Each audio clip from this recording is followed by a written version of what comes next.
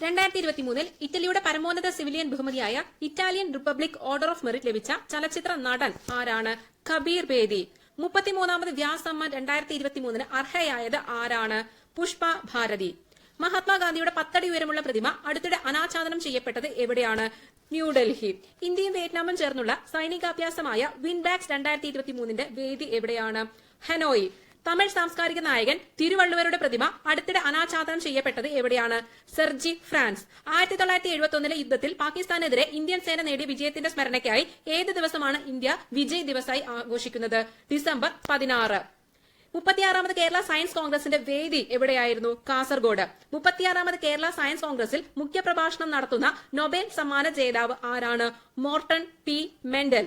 28ാമത് IFFK international film festival of കേരളയിൽ മികച്ച ചിത്രമായി തിരഞ്ഞെടുത്തത് ഏതാണ്? Evil does not exist.